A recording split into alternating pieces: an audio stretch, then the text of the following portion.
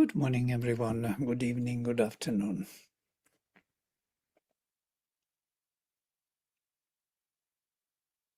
Hi. Let us then, today we have a new hymn, yes? So let's start with mantra. Om Vang me manasi pratishthitam mano me vachi pratishthitam aviravir moedi Vedasyama ani stha shrutam me ma prahasi anena dhitena horatran samdadhami ritam vadishyami satyam vadishyami tanmamavatu tadvaktaramavatu Avatu mam, avatu bhaktaram, avatu bhaktaram. Om Shanti, Shanti, Shanti.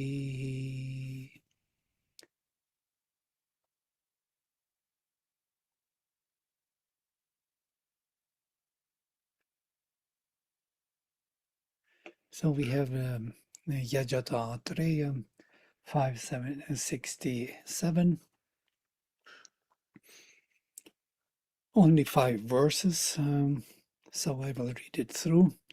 Bard itha deva nishkritam aditya yajatam brihat Varuna Mitra Aryaman Varshishtam kshatram ashathe Ayadyonim hiranyayam Varuna Mitra sadathach Dhartara Charshaninam Yantam sumnam rishadasa Vishvehi Vishva de Vedasach Varuno Mitro Aryama Vratapadeva Sashire Panti Martiyam Rishach Tehi Satya Ritaspresha Retava no Jane Jane Sunitha Sach Sudanavo Amahushchit Urukshatra Uruchakrayach Konuva Mitra Astuto Varunova Tanunam Tatsuvam Eshate Matich Atribhya Eshate Matich. So this is Sri Aurobindo's prelude to this hymn. Mitra and Varuna, the twin upholders and protectors. Mitra and Varuna perfect the vastness of the superconscient being, which is the object of the sacrifice. They possess the full abundance of its force. When they reach that luminous origin and home, they give man, laborers in the sacrificial work, its peace and bliss. On the way to it, they protect the mortal from his spiritual enemies who would stand in the way of his immortality. For they keep firm to their higher workings and to the seats of the higher consciousness to which those workings belong, and to which man rises in his ascent. Universal and all-knowing, they destroy these enemies who are the forces of egoism and limiting ignorance. True in their being, they are the powers that possess and touch the truth in each individual being, leaders of the journey and the battle. They create the wideness of that higher consciousness even out of our narrow and distressed mortality. It is that highest which the thought of the Atris desires and reaches to by affirming Mitra, Varuna and Aryaman, the Godheads, in the bodies inhabited by the human soul. This actually is enough for the whole for the whole thing. Yes? Once we understand at least if even approximately this, there's nothing else to learn, to do but this. Such a beautiful description.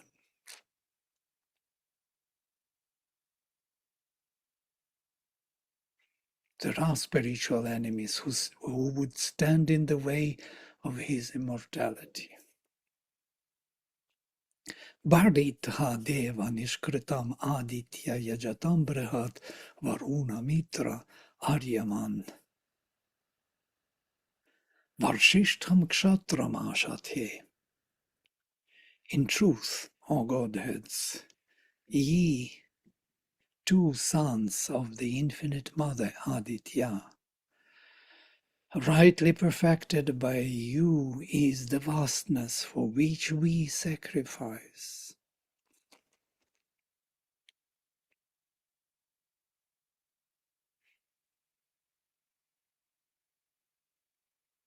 Interesting how Sri Aurobindo puts it. For which we sacrifice. It's actually Yajatam Brihat, the vastness of worthy of sacrifice, or sacrificial vastness.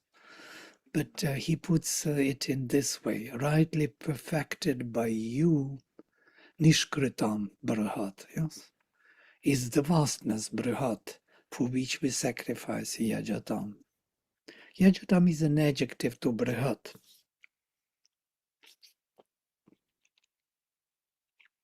O Varuna, Mitra, Aryaman, you possess its most abundant force. Varshishtam kshatram ashate.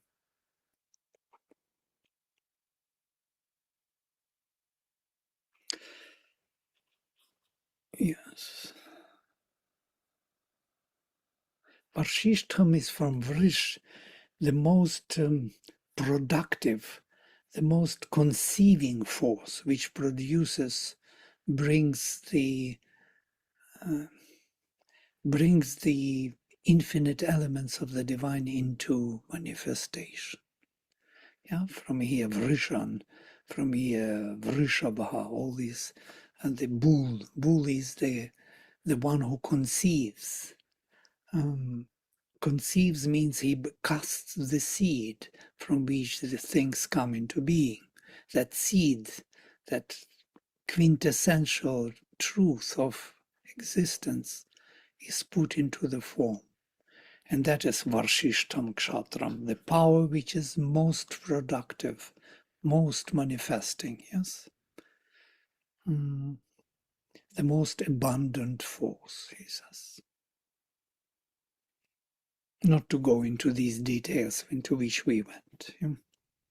It is in this way, Bal Ita, O gods, Deva, that you fashioned Nishkritam, the vastness made for sacrifice, Yajatam Brihat, or Adityas Aditya. These are Aditya duals, Vedic duals. Yeah? Notice I put here, because in the text we have Deva only. Vishota is for those who study Sanskrit. But in the Padapatha, we have Deva, Longa, which tells us that it was just cut by singing. And Deva in here is dual Deva, or two gods. This is again a problem, small problem, because Aryaman is also mentioned. So the Varuna, Mitra, Aryaman, and then Ashathe is used in the dual. So like Varuna and Mitra, and Aryaman is there some kind of, is not included into the action, as it were, or part of this trinity. This is a difficulty, yes, which I would, I do not know how to comment on it even. It's a grammatical difficulty. Most probably Rishi thought that Aryaman is the the part of the action of Varuna and Mitra. Yeah? Sri Aurobindo gives a beautiful description of Aryaman. You know, these three Godheads. We have to dwell a bit longer here to explain this duality with Trinity. So if we look at them from the post-Vedic point of philosophy, we will see Varuna is vastness and purity of the divine being, Mitra, luminosity of the divine consciousness, and Aryaman is tapas, the energy, Shakti. So we see Mitra Aryaman as Chit Shakti. And Varuna is Sat Chit Shakti or Chit Tapas, as it were. So in that sense, Aryaman as tapas is not separately worshipped or addressed. And there is no hymn to Aryaman separately addressed. There are verses here and there, but mainly he follows Varuna and Mitra as the third component of Adityas.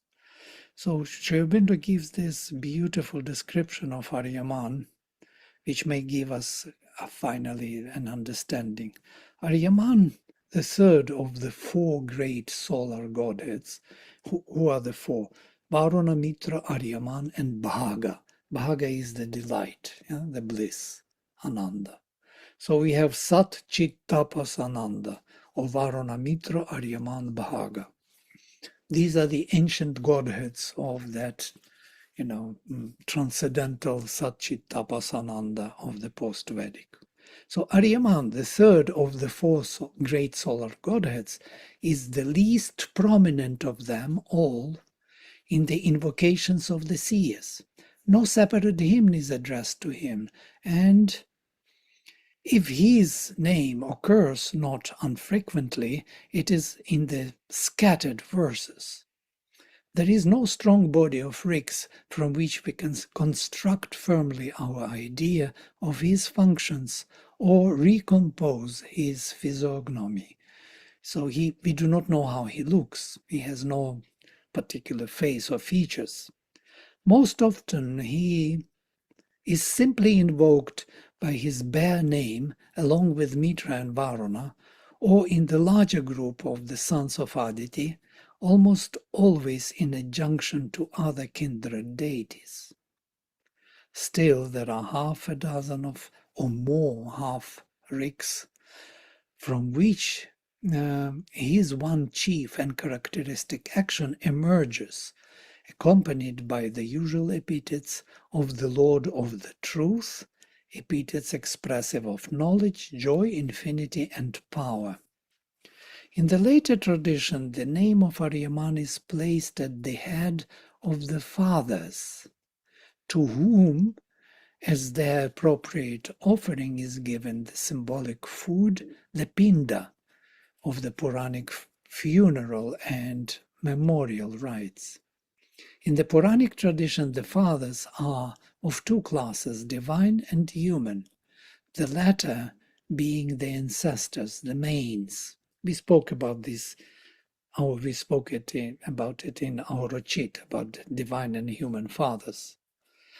But it is in connection with the fathers as the souls who have attained to heaven, to immortality, that we must think of Aryaman.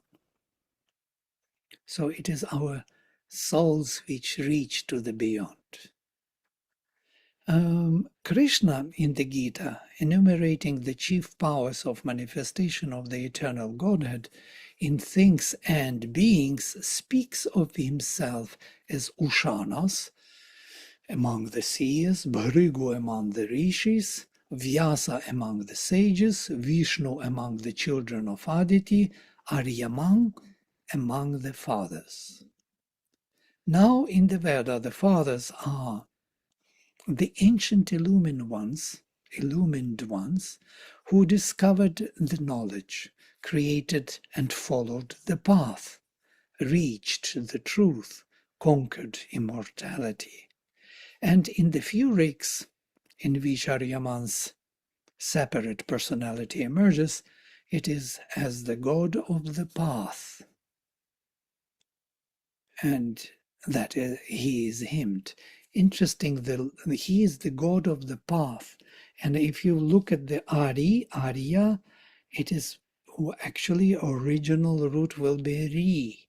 That very re, richati, to reach, to rise, to follow the path. Yes. His name Aryaman, kin etymologically to the words Arya, Ari, by which are distinguished the man of all peoples who follow the Vedic culture and the gods, who assist them in their battles and their aspirations, is similarly indicative. So this is like noble one. Who is the noble? There are 5 noble races, yes, on earth, or peoples who follow the divine, not to say sacrifice, who are engaged in manifesting the divine. And Aryaman is the leader of that group. The Aryaman is the traveler on the path, the aspirant to immortality by divine sacrifice, one of the shining children of light, the worshipper of the masters of the truth, a fighter in the battle against the powers of darkness who obstruct the human journey. Aryaman is the Godhead in whose divine power his Aryahood is rooted. He is this force of sacrifice, aspiration, battle, journey towards perfection and light and celestial bliss by which the path is created. He is this force of sacrifice, aspiration, battle, journey towards perfection and light and celestial bliss by which force of sacrifice the path is created. So we create path by the force of sacrifice. Sacrifice has a power to create for us a path. It's not there, a path. It has to be created by us. Traveled, pursued beyond all resistance and obscuration of its luminous and happy goal. In consequence, the action of Aryaman takes up the attributes of Mitra and Varuna as leaders on the path. This force fulfills the happy impulsions of that light and harmony and the movement of infinite knowledge and power of that pure vastness. It fulfills those impulsions of the light and harmony and that infinite knowledge and power of that pure vastness. It fulfills it. It makes it manifest. It brings it into action. Like Mitra and Varuna, he makes man travel on the path. He is full of the perfect happiness of Mitra. He is complete in the will and the works of sacrifice. He and Varuna distinguish the path for mortals. He is like Varuna, a godhead, manifold in his births. Like him, he oppresses the wrath and the hurter of man. The wrath of the hurter of man. It is by the great path of Aryaman that we shall cross beyond the souls of a false and evil thought. It is by the great path of Aryaman that we shall cross beyond the souls of a false and evil thought who obstruct our path. Aditi, mother of the kings, and Aryaman carry us by paths of a happy traveling beyond all inimical powers. The man who seeks the straightness of Mitra's and Varuna's workings, and by the force of the word and the affirmation embraces their law with all his being, is guarded by his progress by Aryaman. You see, I highlight word progress, force, because it is his attributes. It is his major eternal dharmas, qualities. But the Rik, most distinctive of the function of Aryaman, is that which describes him as Aryaman of the unbroken path, of the many chariots, who dwells as the sevenfold offerer of sacrifice in births of diverse forms. Whoa. This is a big sentence. Aryaman is the unbroken path of the many chariots, many movements of power, who dwells as the sevenfold offerer, offering sacrifice on 7 levels of consciousness, in births of diverse forms. So when the forms are born, he is the offerer of sevenfold, offerer of sacrifice, moving in many chariots on the unbroken path. He is of the uninterrupted concentration and offering. He is the deity of the human journey who carries it forward in its irresistible progress, which the attacks of the enemy cannot overcome or successfully interrupt so long as this divine force is our leader. The journey is effected through the manifold movement of our evolution, the many chariots of Aryaman.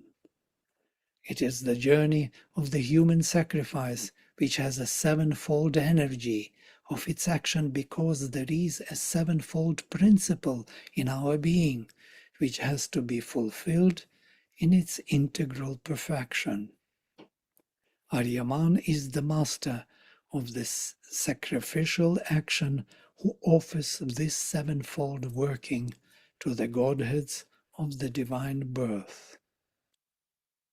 Aryaman within us develops our various forms of birth in the ascending planes of our existence, by which the fathers climbed, travelers on this path, on his path, and by which it must be the aspiration of the Aryan soul to climb to the highest summit of immortality. I will read the sentence once more. Aryaman within us develops our various forms of birth in the ascending planes of our existence, by which the fathers climbed. They already climbed, the fathers. They are waiting for us. They're encouraging us, travelers on his path, and by which it must be the aspiration of the Aryan soul to climb to the highest summit of immortality. Thus Aryaman sums up in himself the whole aspiration and movement of man in a continual self-enlargement and self-transcendence to his divine perfection. By his continuous movement of the unbroken path, Mitra and Varuna, the sons of Aditi, fulfill themselves in the human birth. It is by him, through him, that they fulfill themselves in human birth. And here's a few more, and I will stop here. If Varuna can be seen as a universal traveler on the path, universal, Mitra is the very path of that universal traveler, and the force by which we travel, then Aryaman can be seen as a power supporting a human traveler, the soul, working out the details of his birth in the journey to the divine birth. We have to undergo many changes, many different births within ourselves. So he is the master of the sacrificial action, who offers these sevenfold working to the Godheads of the divine birth. He develops within us our various forms of birth in the ascending planes of our existence by which the fathers climbed. I already mentioned this before, travelers on the path, and by which it must be aspiration of Aryan soul to climb to the highest summit of immortality. Wonderful. This we don't need to repeat twice. It's always good to repeat twice, yes? It's like we never read such things. We had no idea who Aryaman was. Vladimir, this sentence, Aryaman is the unbroken path of the many chariots, etc. Where is that taken from? From the Secret of the Veda. Okay. It's all from the Secret of the Veda. Okay. Thank you. So, that's why most Vladimirji, probably... quick question. Yeah. How do you differentiate between the universal traveler and Ahriman being the force of the human traveler? How should we understand the universal traveler then? And Mitra is the path of that universal traveling. You see, universe is also has a traveler. Universe is also somewhere traveling. There is a universal traveler. And there is a path of that universal traveler somehow. And there is the soul, individual soul, which is traveling that universal traveler's path. We are macrocosm and microcosm, traveling in the same direction to the divine fulfillment. There is nothing here, nothing else but this. I know this is another mind. I know we are not thinking in those terms. Our mind wants to know how things are. Like 1 + 1 = 2. But here it is something more holistic. Yeah? The universe is nothing but the manifestation of the Supreme, of His self, of His being. And it is not totally fulfilled, as it were. So there is a journey. That's why the universe always moves. It doesn't stay statically. It's not just manifesting the divine. It is in the process of manifesting the divine universe. And we are those yajamanas who are kind of speeding up this process through individual forms in nature, following the same path. Yes, basically it is through us, according to the Veda, that the godheads, these godheads of universal motion, movement towards the divine, are being fulfilled. We are actually the helpers of that very universal movement or traveler. To travel forward, it is through us, it is speeded up. I mean, through the soul, through individual traveler, through humanity, through human soul, through the Son of God, the divine, the Father is fulfilled. Otherwise, it will take ages. Yes, got it. Thank you. All right. Number 2.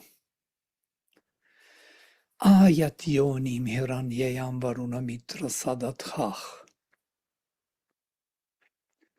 Dhartara charshaninam yantam sumnam rishadasa.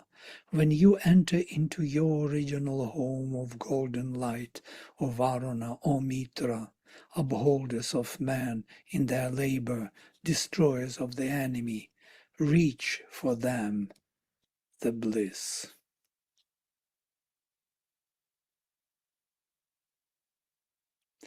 When you settle, Sadathach, in your origin full of golden light, and I'm adding inside us, Ayadyonim Hiranyayam, O Varuna and Mitra, Varuna Mitra.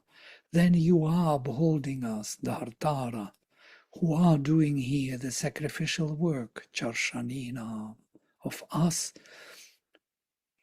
maybe traveling on the path or engaged in constant action within on the path, Charshanina. Interesting word, Charshani can be from char and can be also from doing work. Sri Aurobindo usually translates it as the laborer, Charshani. Both are possible. Ancient form of the root char or even, I will stop here. I will have to check. There is also kri involved, doing. Chri, kri, and char, as to move, and meaning moving as doing, as fulfilling oneself on the path. So, who are doing here the sacrificial work, Charshtaninam, or destroyers of enemies?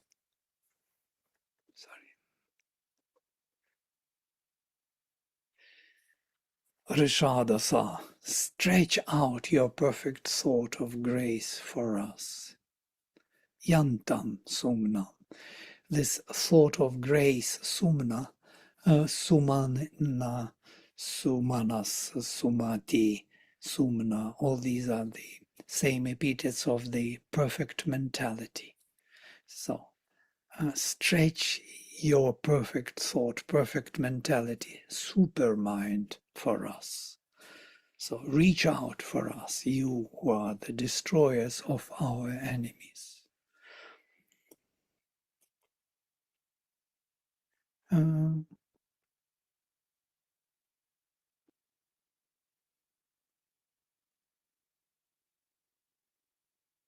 When you enter into the golden yoni, into the golden womb or the golden place of your origin, Varuna, Mitra, you place yourself, you sadathach, you sit, literally sadathach, you sit, you both sit, dhartara, you the holders of all those who do the sacrifice, charshanina, yantam sumnam, spread for us. It's from root yam. Spread for us, rishadasa, you who spread for us the perfect mentality, you who destroy the enemies on the path.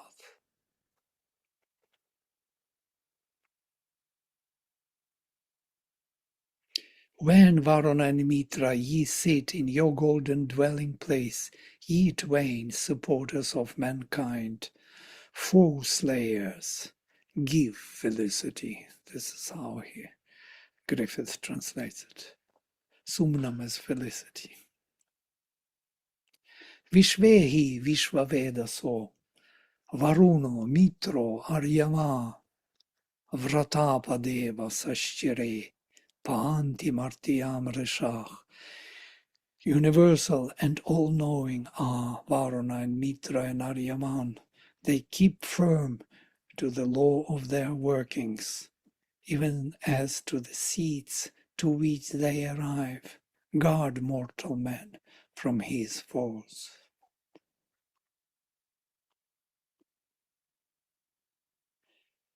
All the gods, indeed, Vishvehi, are the universal knowers, Vishva Vedasach. Varuna, Mitra, Aryaman, these are the universal knowers.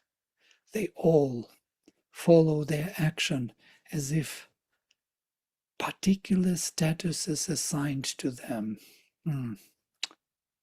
Difficult. Vratapadeva Sashchire, and protect the mortal from the enemy. Panti Martyam Rishach.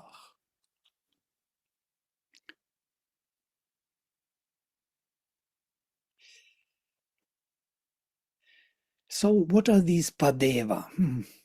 So let us go word by word. Vishvehi, all indeed, Vishvavedasach, are knowers of the universe.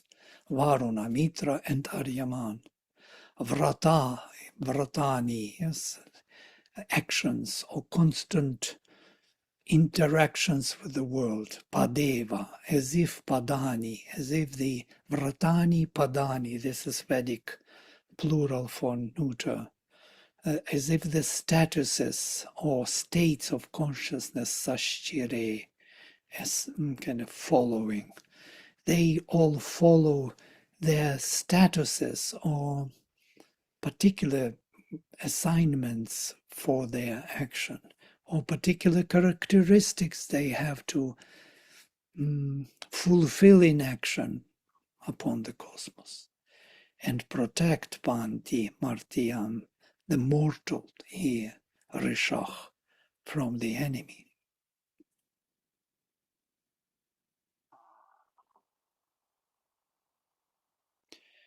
This enemy is constantly mentioned here. Notice, yes, nearly in every verse. There is enemy who opposes our movement forward to the immortality. Why?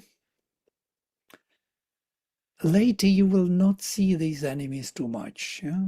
They will be kind of less important. The ego, yes, there will be all different treatments of our psychology, but not the enemies, not the vital enemies. And because the whole idea will change of we are not here to really remove and conquer and transform our enemies into the divine prototypes. Yeah? Not to destroy them and to reveal their divine properties. We are here to leave them behind. And here it is always we are confronted by them because our movement is in the body. Our fulfillment is in this world. And we bring these forces of Varuna, Mitra, and Aryaman into action here, into this body where the soul dwells and travels. The soul is the traveler. The soul, Yajamana, is the ever-advancing pilgrim. It wants to manifest the divine here in the body. It doesn't want to leave the body. That's why we face the enemies. It is the description from the point of view of the evolving consciousness of the individual. This is my text. First of all, how could Varuna and Mitra arrive at their seats and follow the laws of their workings, protecting mortal from their enemies, if they are already those godheads on those planes of consciousness? If they are there, why they should do all this troubled work?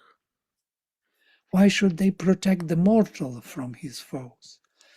It is because they are seen from within man's unillumined consciousness that they finally can arrive at and climb to their own throne or level of consciousness in man, protecting him from his foes.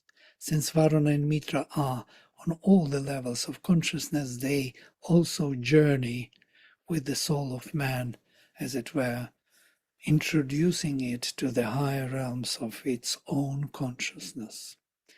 It's kind of a very ancient thought of mine, maybe like a decade ago or more, 2 decades ago, so I'm not sure what I wanted to say now, reading it. If you have any idea, you can help. Why should they protect the mortal from his enemies? It is because they are seen from within man's unillumined consciousness. Yes, we have enemies and we need protection that they finally can arrive at our level, on our level, or climb to their own throne, their own level of consciousness in man. Only in man. Otherwise, how they can climb if it is not in us? Now I see what I wanted to say. Why they should climb if they are already there, transcendental godheads, if they are not involved in our own self. So they climb through us to their throne. It reminds me of the passage from Savitri, and God fell down and greater by the fall. And God come down and greater by the fall. So when these divine powers come down and then rise back, they are becoming greater. In another passage, it is said that all the Godheads, Varuna, Mitra, Aryaman, Bhaga, they are rising through man to their throne through the sacrifice from which they will see Aditi and Diti both. They will see the transcendental and this consciousness, the manifestation in the eyes of the Supreme they would see. They would hold both, not one. That means that they would acquire a new consciousness of the Supreme. It is only through the sacrifice, through taking man journey of a human soul forward, that can rise to the higher consciousness that they have. And that is maybe the universal traveler. That's what Chitra was asking. Where Varuna is really traveling? He is traveling through our sacrifice to his higher throne.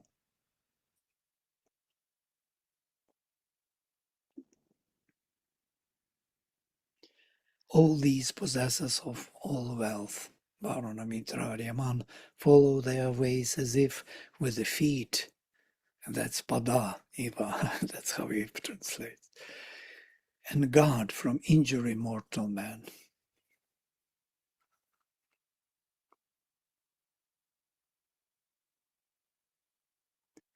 All right, I will stop here because my head is spinning already. Too much, cannot hold.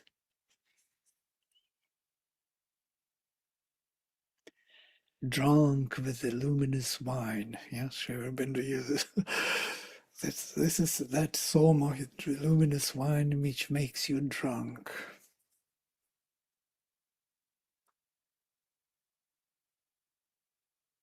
Who could have thought that such literature is available? Yes, Maya.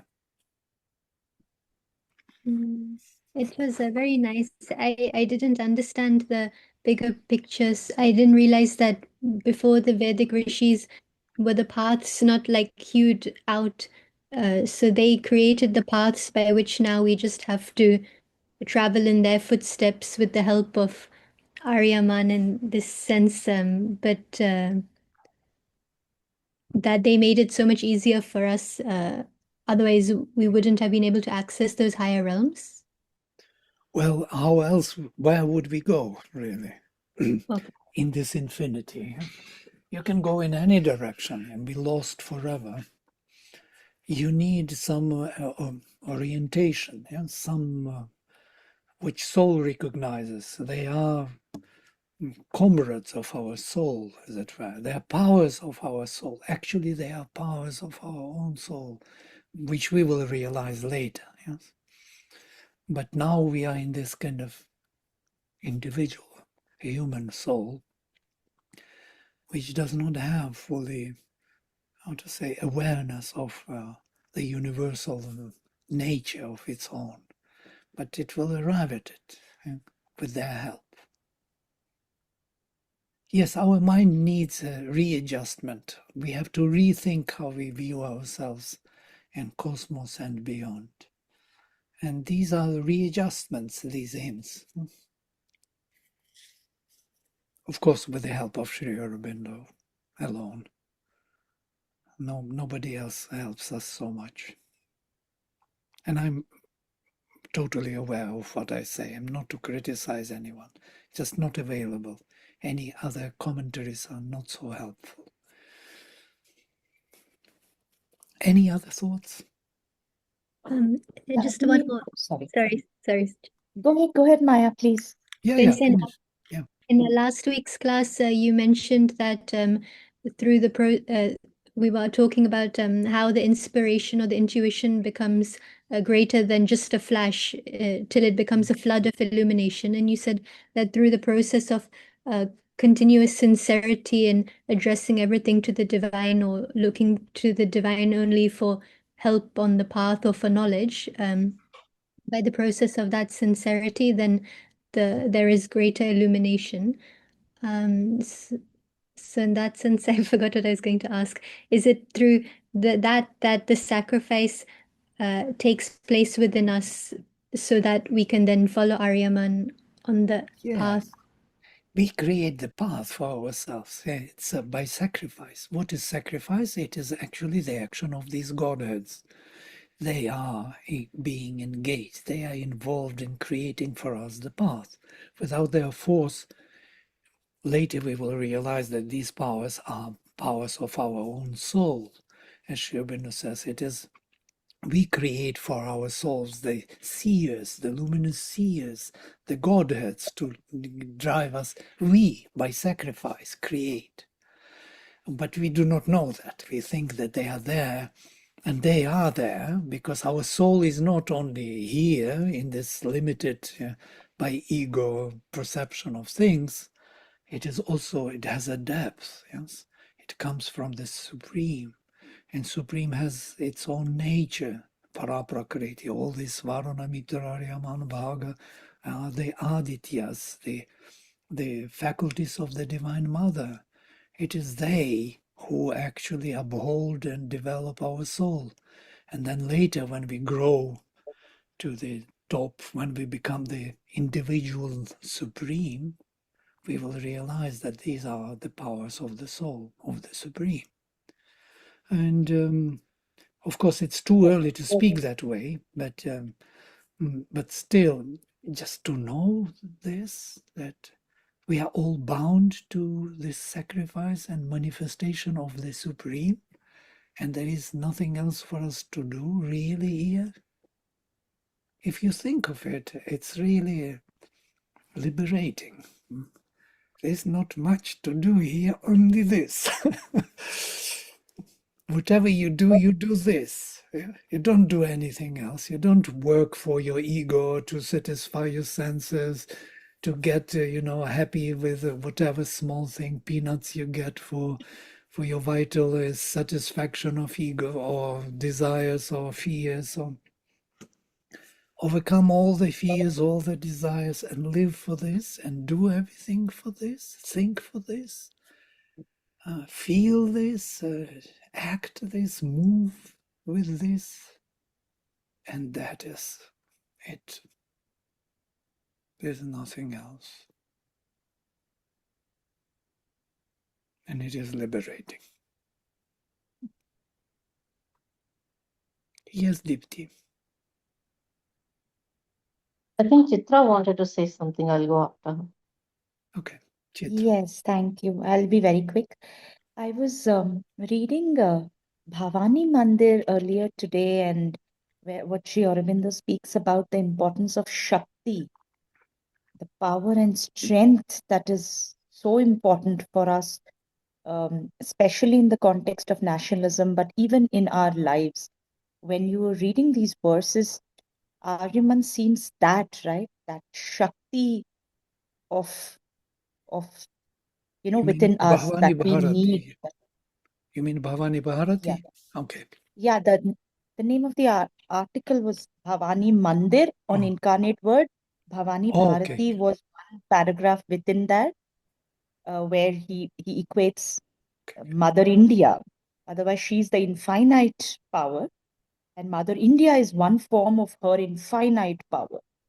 So when I'm hearing you now, Aryaman is really that tapas, that Shakti that we need to invoke to be able to progress on the path that we have charted for ourselves. And Varuna seems like that knowledge, because Sri Aurobindo says knowledge of enlightenment, and Mitra seems like that bhakti, that while consciousness, yes, but also that bhakti, because he speaks about all these three. He speaks about knowledge, enlightenment of knowledge, the bhakti, and then the Shakti. all of which are required to. Bhakti is bhaga more, yeah. Oh, We bhakti have is 4 bhaga of more. them, yes. Varuna is vastness and purity of the divine self, yes. Mitra is luminosity of divine consciousness.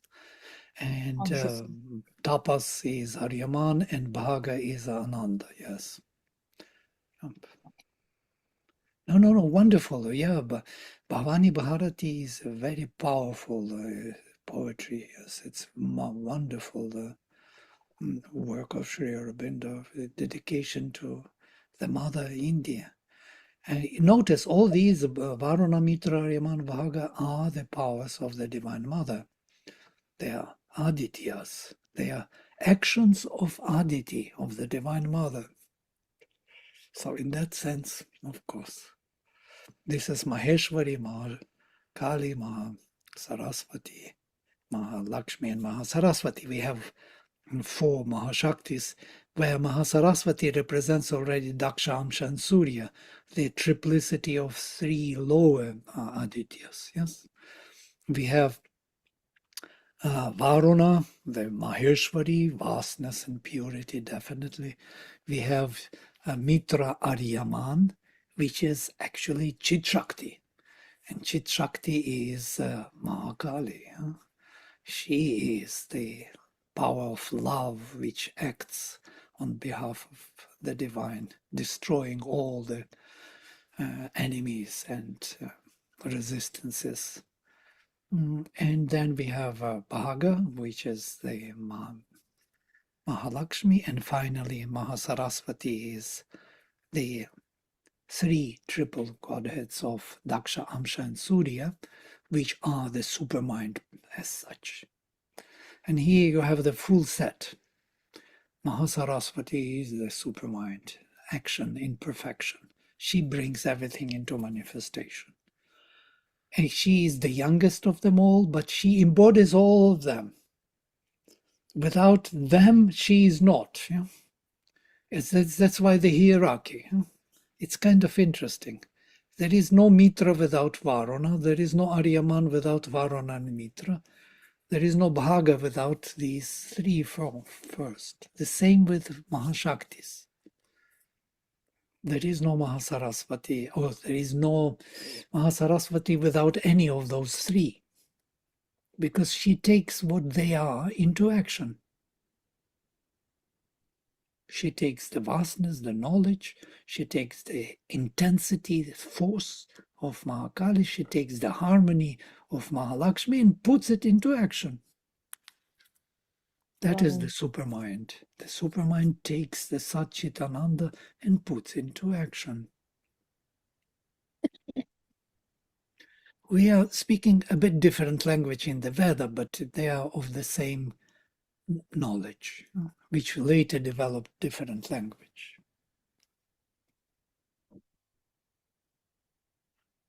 Yes, Deepti. Thank you. Yeah, I had a couple of questions. It's very similar to Chitraji's question. Aryaman seems to be the masculine tapasya.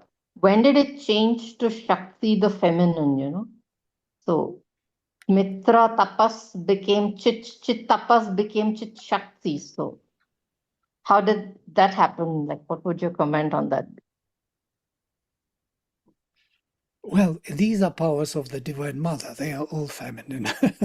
So they're just godheads in masculine. They are kings. Yeah? Sri Aurobindo says the guardians of the truth. He speaks about them. But the kings are the actions of the Divine Mother. All the godheads are her children.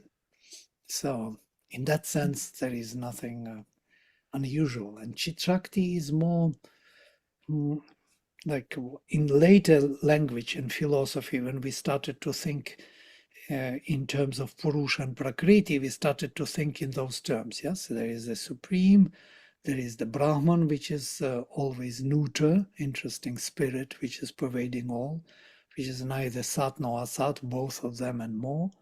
And then we have the Paraprakriti and Aparaprakriti. So there is the nature of the Supreme, of his nature, yes, That is a new way of thinking, Gita, and apara prakriti. So in those terms, she becomes Shakti, yes.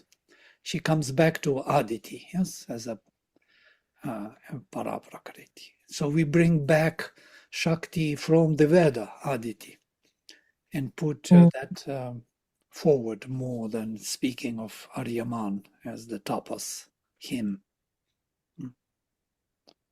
But it And is when the, you say, it is the sorry, same story as Sri Aurobindo says about Purusha sacrifice. But it is also known as the Holocaust of the Divine Mother. Purusha and Divine Mother? How is that? Yeah. So that is the same story. got it. Thank you. And when you talk of force of tapasya removing the obstacle, and I was just thinking, does it represent perseverance? Because we need that unbroken path for perseverance, on that path which we are creating for ourselves or which the forefathers have created, as Maya mentioned. So we need that perseverance to go from stage to stage, and that climb that you spoke of reminded me. In yoga, it's called Shopana Vidya, from one step to the other. Shopana is the ladder. So can we say from the 12 qualities of the mother, Aryaman represents that perseverance for us on the path? Well, Sri Aurobindo doesn't mention this. You can think of this in all the qualities of the Divine Mother. Perseverance is more like holding on to the same thing, which is becoming more assigned in the Mahashaktis to Mahalakshmi, and for some reason. But of course, they are all the relevant powers, so eternal dharmas of all these deities, especially Aryaman, as you rightly say. It could be very much so. More like progress, courage, and it's more like a force which is making path possible. Yeah? It's a force which makes us move on the path. And perseverance is the result of it or something. Or, I do not know, has to be created by the delight of that moving on the path. If there is a really growing delight, then you will not leave the path. Got it. So it's not just the force, but you're saying perseverance also comes from the ananda. So Well, of being on the I'm path. thinking aloud. Yes, you can think your way through these qualities, because they are all representing Aditi. Yes, but yes, how would you persevere on the path if it is only painful? You would stop. Yeah. So it has to grow in bliss, and they provide this bliss, Bhaga. By the way, the whole article on Bhaga is next to it. We will read next time what Bhaga is providing and how it is important. Yes. So he provides the power to move on the path. You have courage, you have the sense of progress, and you can step forward, you can move forward. Courage, important part of it. And then to persevere in that path, you need bliss, I guess. You need growing bliss or some sense of fulfillment. If you don't have sense of fulfillment, how can you persevere, really? It's difficult. Got it. Thank you. Or And when maybe, you say remove, sorry. you go ahead.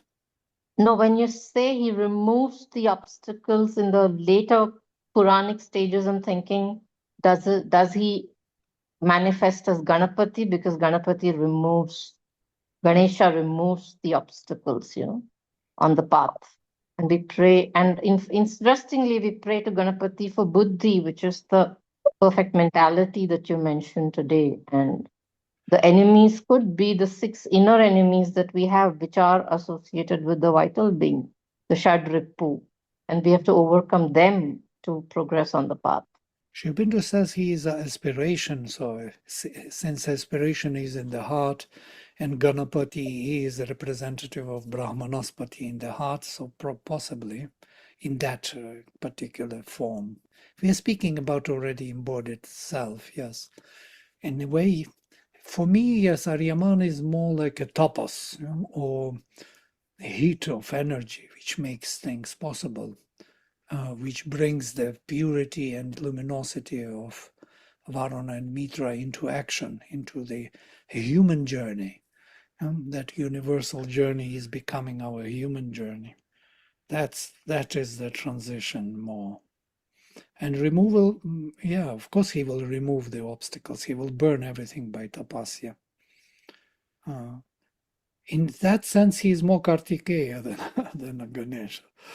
But whatever you want to think, because you take another already developed system of where Ganapati is, Ganesha is unique in one regard that he has actually only the mother, Parvati. She created him, yes, the Divine Mother. So in that sense, they are very closely related because Aryaman is also only the son of Aditi. I have two more questions if you have time. When you're talking of the collective, can we say Mitra is the collective and that's beyond the Yogamaya, while the individual Aryaman is in the Yogamaya and going towards that beyond the Yogamaya? And maybe Mitra will continue even after Pralaya, but Aryaman may extinguish with Pralaya because the individual extinguishes, but the unbroken path continues because the universe is always in motion. Can be interpreted that way. You can think your way through, yes, because it's important to think way through. And of course, comparing systems, especially post-Vedic, is always tricky. Yeah, it needs a little kind of insight or some kind of intuition to see it. I would rather not rush into conclusions and comparisons. I would really wait for, if you have a doubt, just leave it at that question. Yeah, keep the question, and then over time, sometimes over years, decades, the answer is coming. Otherwise, too soon to answer things, it just goes away. Doesn't do anything. It's just my thought on it. When I don't know immediate answer, I leave it and keep it. Thank you. All right, thank you all for today. And so next time there will be a gap in our meeting. We have a retreat here, so we will meet on 23rd, or what is that? 24th, after retreat. So 2 times we do not meet. On the 3rd, we will meet. Thank you all. Namaste and have a nice day.